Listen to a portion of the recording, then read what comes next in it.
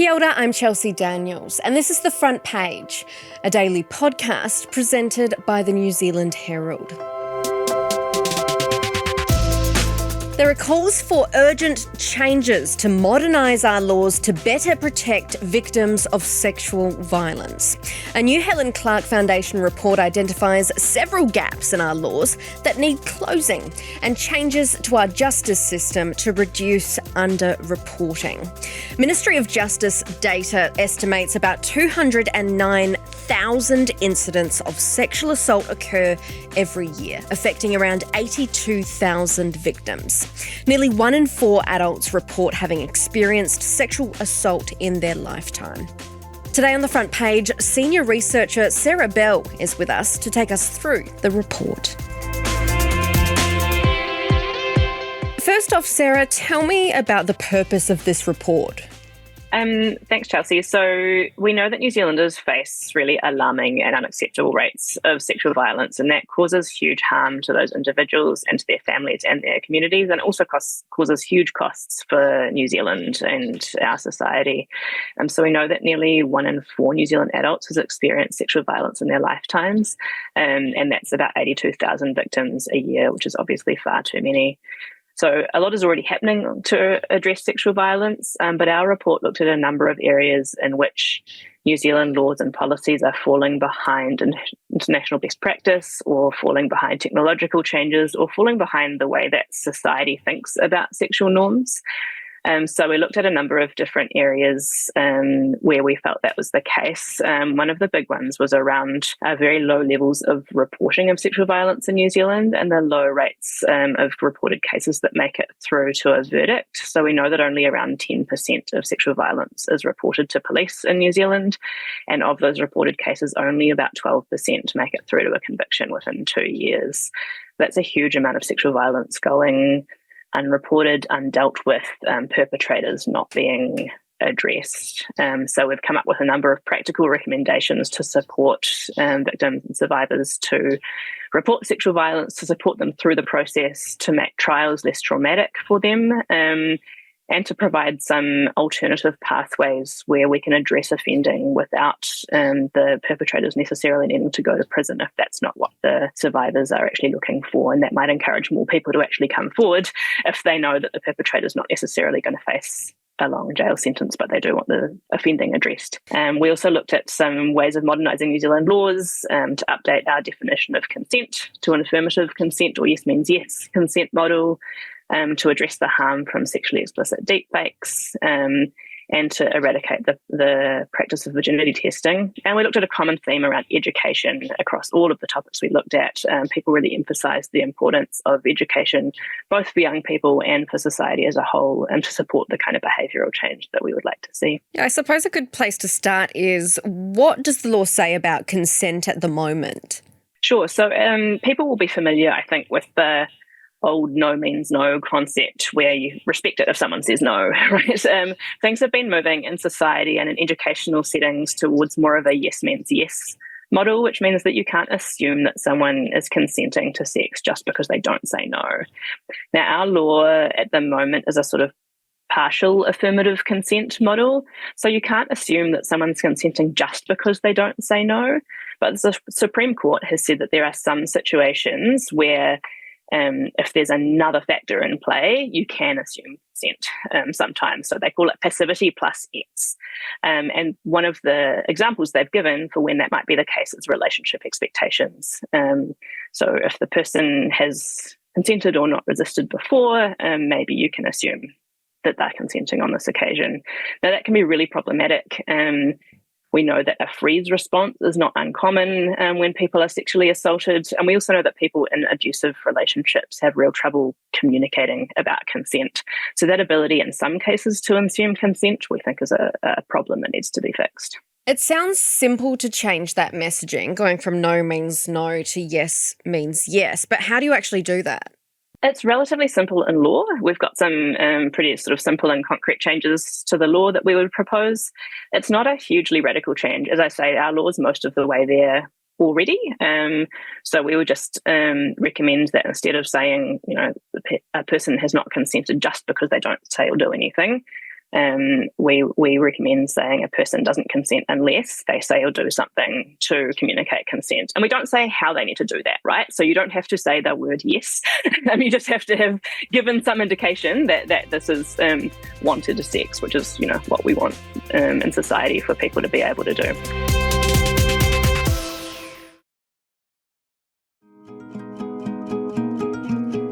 Yeah, I've heard quite a lot of harrowing stories that are, really motivating me to push on with this and actually show how urgent it is. One of the main stories, or the key stories that I've been saying, is about a 13-year-old girl, and I've got a 12-year-old boy, so still feels very awfully young. She was deep faked, and it was shared amongst her peers at school, just year 9, and she attempted suicide on school site. It was absolutely terrifying and traumatising, not for just for the individual, but for her peers and the school, and the lack of support and resource around this is really terrifying. That would be on the extreme side of things, but other than that case, I've heard of many, many other young, predominantly females, where this is happening to, whether it's at school, university, for example, or within the workplace. We've heard a lot about sexually explicit deep fakes, especially recently. I remember this year ACT MP Laura McClure held up a naked, quote-unquote, photo of herself in Parliament just to prove how easy it was to manufacture. Now, that was a deep fake image. It wasn't actually a naked photograph of herself. And we know that existing laws are quite behind the 8 ball when it comes to this technology. So you guys are saying that we should really speed up our processes on this. Exactly. No, you're right. There has been a lot of publicity about that, including through Laura's bravery in holding up that image. And Laura's bill addresses exactly the gap that our project had identified in terms of the way that deepfakes are treated. So we know that these images can be generated really easily. They're extremely realistic. You can take someone's profile picture off their online accounts and turn it into a video of them doing really sexually explicit things that, of course, they have not done. They haven't consented to it. And we know that the harms from sharing those images without consent can be just as damaging to the individuals as if they were real images, because people can't tell whether they're real or not. And so one of our recommendations is that Laura's bill be passed. We're recommending a tiny tweak just to make sure that it covers images that are also created with consent but shared without consent. So if you agree with someone that, you're for fun or whatever, that you're going to make one of these images, but then they share it without your consent, that should also, we think, be covered by the bill. But we were really pleased that bill was drawn from the ballot just recently, and we're hoping it'll pass when it comes around. And the report also mentions the need to eradicate the practice of virginity testing in New Zealand. Can you tell us what that is? And I believe that the UN has actually called on governments to ban this practice altogether already. That's right.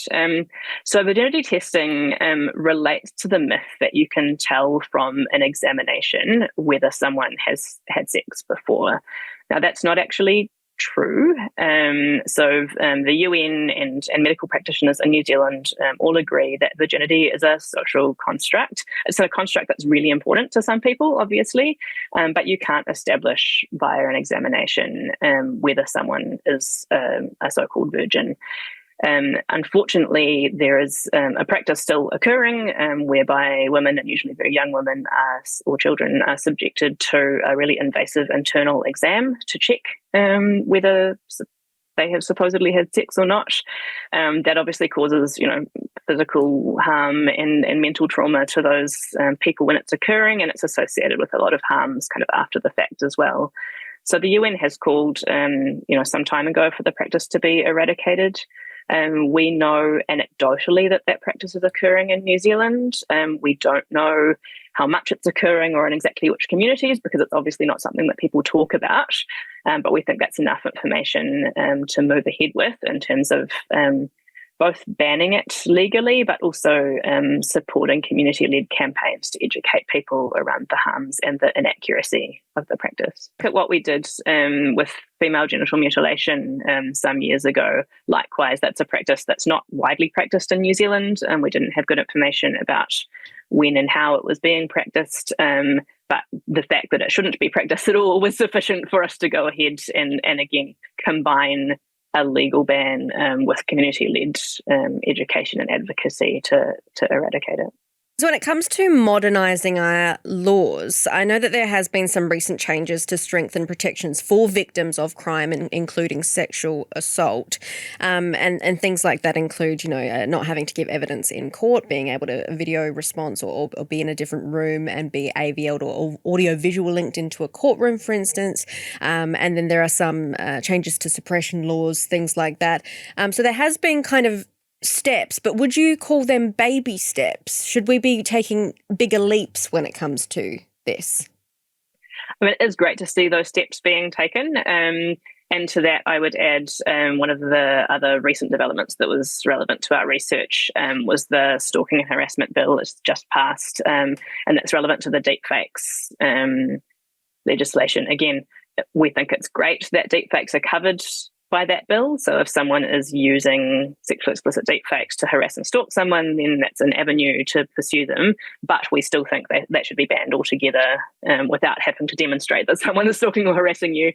Likewise with the other law changes, and our project didn't look into all of the aspects like name suppression, for example, that were covered by the recent changes. But it is always positive to see steps being taken. We've recommended a number of other ones, including rolling out some trial practices that are already used in the sexual violence courts, for example, which were piloted in Auckland and Whangarei, rolling those out throughout the country, requiring judges to be accredited and trained when overseeing sexual violence cases so that they're better equipped to handle cross-examination that's sort of creating greater trauma for victims, which we know is a real issue, and better address rape myths that come up around, what real victims do or don't do, which again we know don't really reflect the way that sexual violence takes place. Yeah, and I mean, it's shocking to know that it was only until quite recently, and by recent I mean within the last couple of years, where you could ask a child who had been, let's face it, raped, on the stand whether they liked it or not.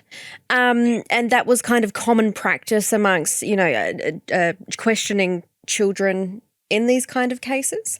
And so those kind of things still crop up and you go, huh. Can't believe that's still happening. That was Dr. Anna Hai, who authored the consent part of our report.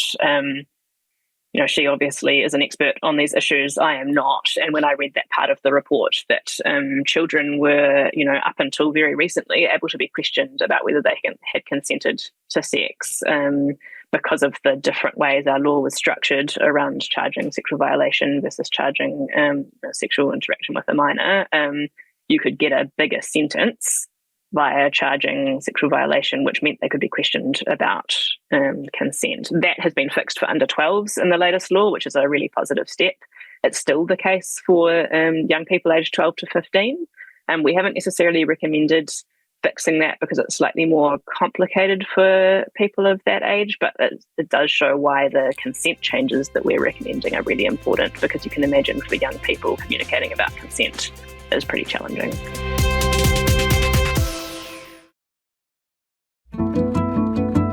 Primarily that I didn't want my family to know. I don't want people to look at me and think, oh, how sad or how heartbreaking. You didn't tell those things. There were so many ways in which I could be discredited that I didn't want to put myself through that.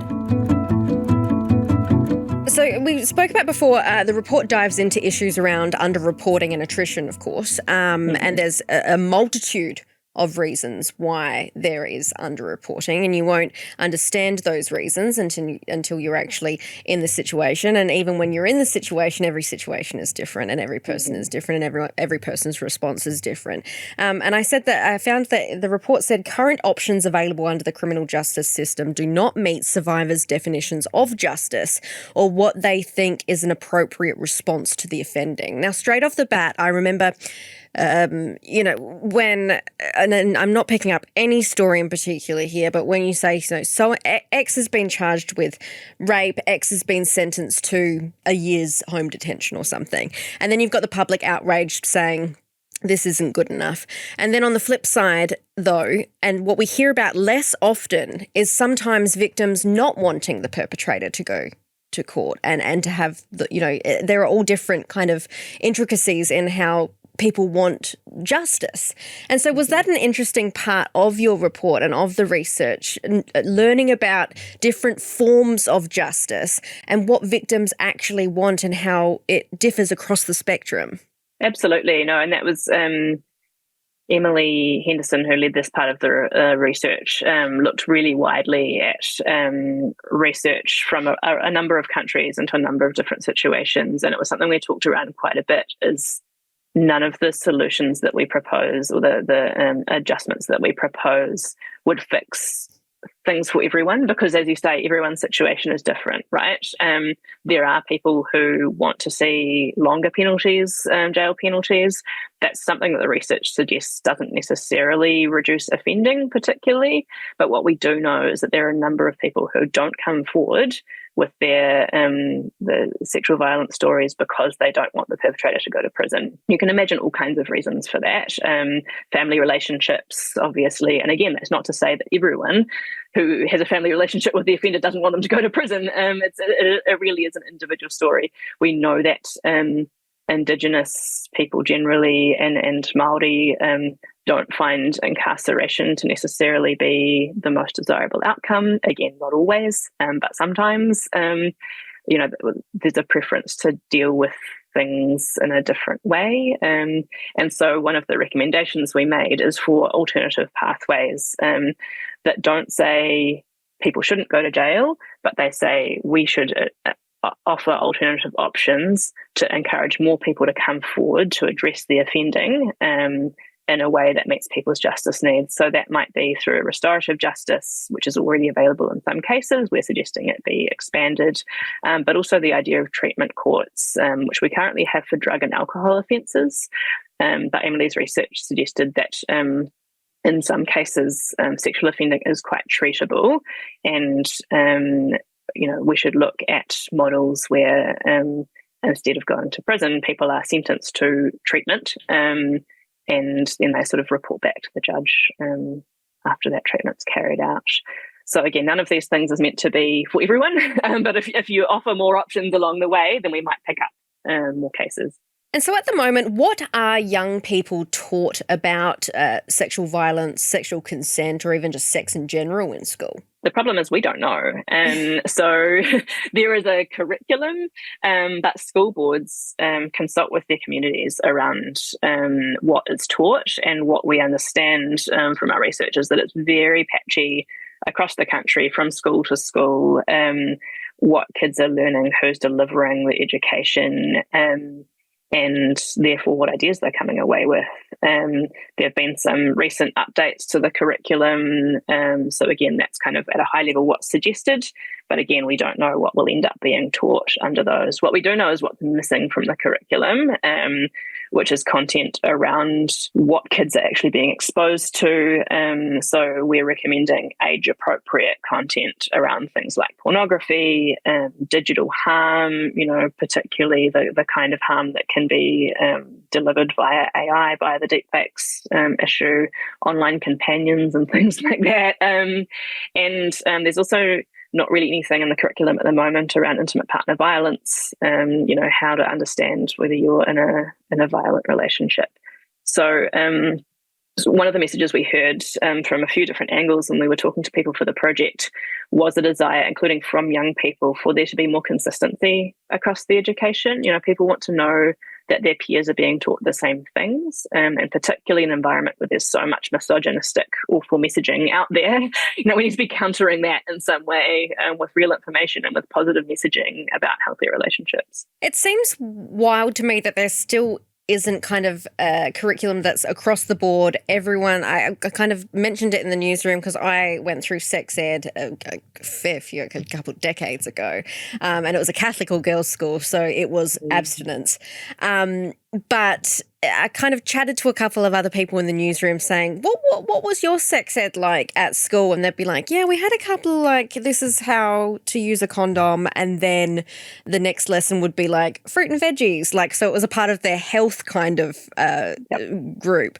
And especially it's wild to me that in the last couple of decades, it hasn't actually moved. It doesn't seem like it's moved on But at the same time, there is more access to pornography, more access to quite hardcore pornography, and we do know so much more about relationships and LGBTQ relationships and all of this stuff that these kids are having to navigate with, and they're still presumably, and this is anecdotally, learning about condoms and periods.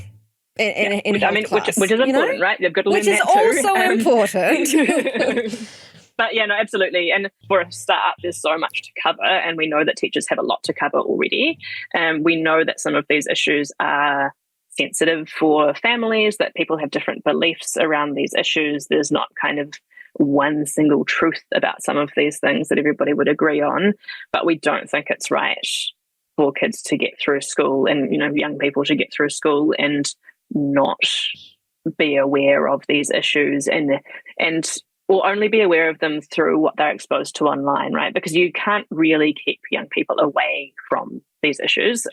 Almost all of them are online. We know there are efforts to address that. It's not we didn't really look at age-related measures in our report. But what we did look at is the fact that this stuff is happening anyway. Kids are getting access to this material, particularly online, whether it's viewing pornography, whether it's hearing these kind of, as I say, misogynistic messages from online influencers about women's place and what real men do. And we think it's really, really important that the young people are given consistent messaging around how to navigate that and how to have healthy relationships and who to go to if they are encountering things that make them uncomfortable, or if they are victims of, deep fact sexual abuse, that kind of thing.